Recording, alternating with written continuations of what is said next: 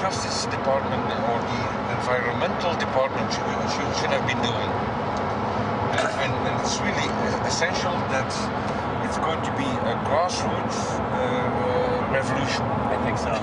God is on our side because we are not fighting against, but for. Yes, we're fighting for.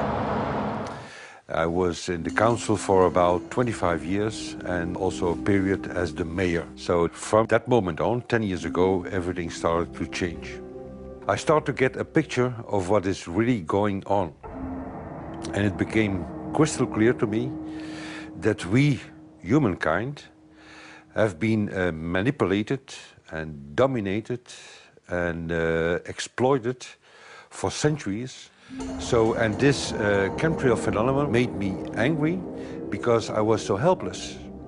You can decide what food you're going to eat, whether you're going to smoke, what water you're going to drink, what kind of life you're going to lead, but not with this phenomenon. Then you are just a victim. It's only a game. And there have to be good guys, and there have to be bad guys.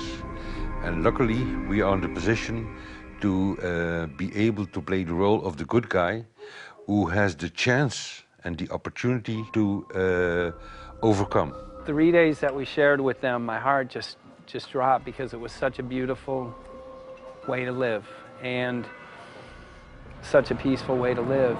I left thinking, what's this going to be like in 10 years? Is everything going to be killed off on the property? And if it is, how are they going to get their food source? Are they going to have to take a class, you know, and get certified by company XYZ? And what are the requirements for that? And that really is the end of freedom. I'm concerned about that. I definitely, I really am. Yeah. I learned to say everything is now as it has to be now. And everything is going to be okay. It's going to be all right. It's going to be okay. Yeah. Yes. I have this deep feeling that in the end we will prevail because we have the right on our side. The cosmos is helping us.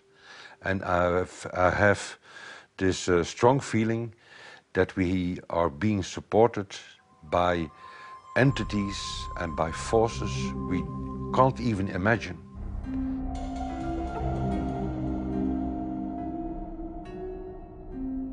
Here for the first time we have this scientific proof that we are being spread.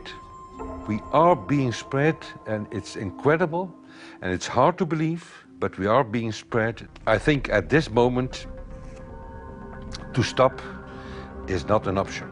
Once you know it and once you have a tool like this and an opportunity like this, that the issue of chemtrails or persistent jet contrails or whatever name you use for it, that this phenomenon is recognized as being real, publicly debated on. In the context of geoengineering, I think it's high noon to bring this to the public. This is what the sky is supposed to look like. These are old paintings. We forgot this, I'm afraid. In the years that I have been a medical research journalist, I have looked at many things, and I found the same three issues in whatever I'm looking at. And that is that we are being dumbed down, we are being made sicker, and we are being made infertile. Citizens gathered from around the world in Belgium for the first International Chemtrail Symposium. The event attracted leading professionals, politicians, and activists who discussed the health, environmental, and social implications of these programs. Today it's only going to be about facts, documents, figures, patents, licenses, everything that brings us to the truth. We have no other weapon against this vast complex than exposing and bringing their dark works in the light of the truth. We have the hope that by our efforts, more and more people will become aware of the fact that we are deceived by our leaders. So today, we, as a family, join forces with the people who publicly made known to the world that chemtrails are not a conspiracy theory, but a conspiracy fact. From the Technische Universiteit Delft in the Netherlands. Ladies and gentlemen, please welcome Koen Vermeeren.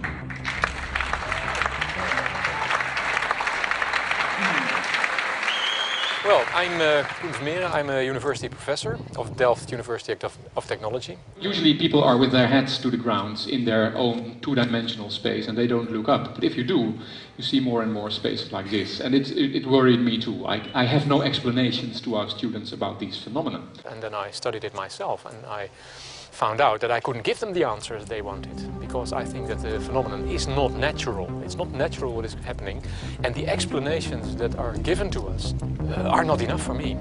If you look at them from a scientific point of view, the first thing a scientist does is trying to explain something. Because I'm smart and my students are not as smart yet, so I have to give them answers to questions. But if you ask most scientists, honestly, they cannot answer all your questions.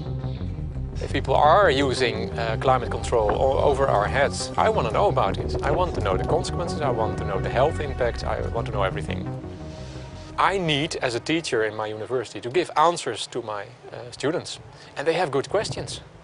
And I don't have the answers, and I want to know. Excellent. And we should discuss this.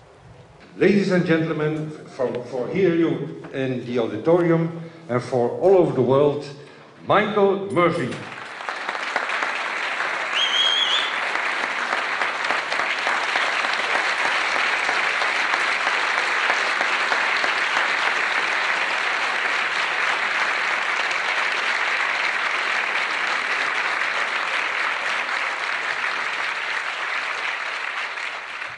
Well, thank you very much. It's definitely an honor to be here in Belgium.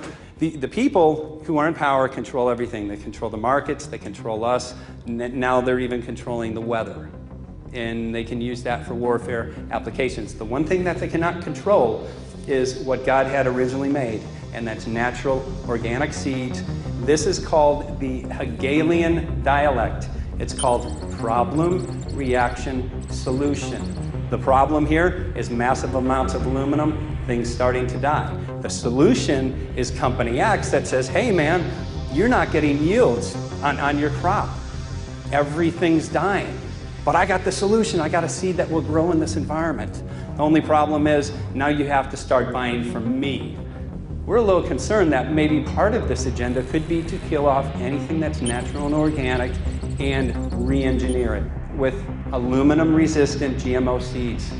Many may know we just got back from a week of filming in Hawaii, and it was an incredible trip. A big concern for the people there is they're beginning to see softening of the coconut trees. But their concern is that these programs may again be part of a broader agenda to destroy anything that's natural and organic, so that the corporate redesigned GMO foods might be the only source of food for people. I didn't anticipate so many people, young and old, who are interested in this phenomenon and are concerned about it. And I especially liked the address that the young girl gave today. Only 17 and already making an address to the audience. That is, well, incredible. My name is Sofia Xenidis. I am 17 years old. It is quite scary to know that the air we breathe is not what it's supposed to be.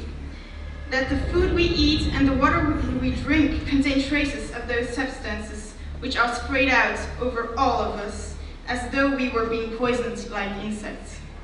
The feeling that this is causing me are feelings of deep anger and rage.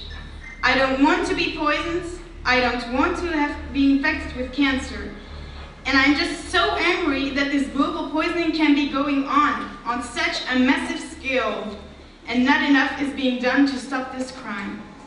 A clear answer to one question. Are we being sprayed? Have we been sprayed? And is it their intention to spray again and again? What are we going to do about it? How are we going to deal with it? How are we going to stop it? I know the answer. There is only one person who can stop it. And you know it. You are. You are the person, the one you have been waiting for. We are magnificent, beautiful, godlike, divine human beings. Ladies and gentlemen, sisters and brothers, in this auditorium and in the whole world, thank you so very much for being present with us. And for now, please enjoy this anthem.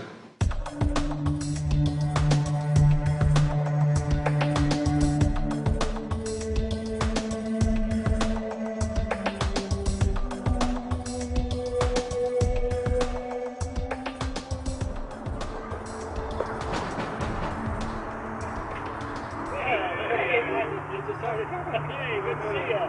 Hey, you're right on time. Come on in. So, anyway, I'm glad that the weather's been good for you fellas so far.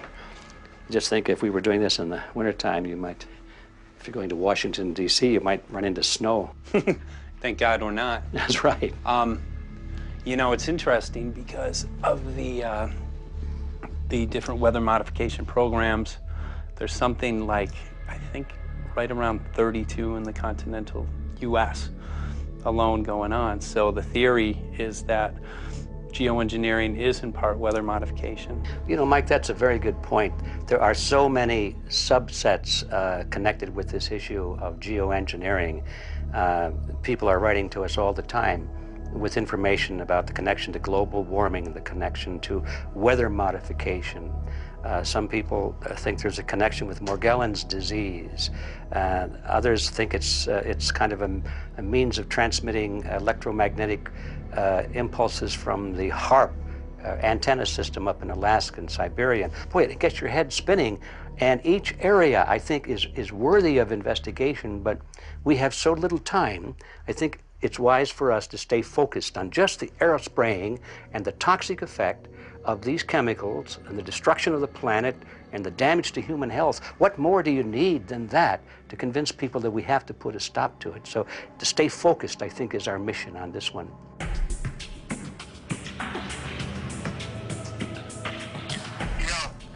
Jeremy, we had an idea. We know that you know the political system real well. Our idea was this. We have a ton of data and information that we've collected throughout our travels, and you know, we really think a good way to end the film would be addressing this to elected officials, some of the senators. So we were wondering this, if you might be able to come and kind of help us out and perhaps show us the way in how to get this done politically. But it sounds like a really good idea, and I'm also going to get to, in terms of researching who it is that we should really focus on talking to about this. At the very least, if we could make it impossible for them to claim that they don't know at this point, we can strip away their plausible deniability that they haven't heard of the data that points to geoengineering stratospheric aerosol operation already going on. At the very least, it should be very interesting to go to District of Criminality and put some people on alert. Yeah, you have a lot of enemies in Washington. That's where all the power comes together and the money, you know. So there are people there, I'm sure, that just don't want us to do this job. But I'm glad you're going, and you'll find out.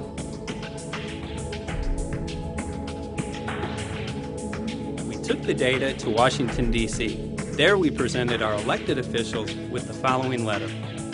According to the 5th article of the Bill of Rights amending the Constitution for the United States of America, no person shall be deprived of life, liberty, or property without due process of law.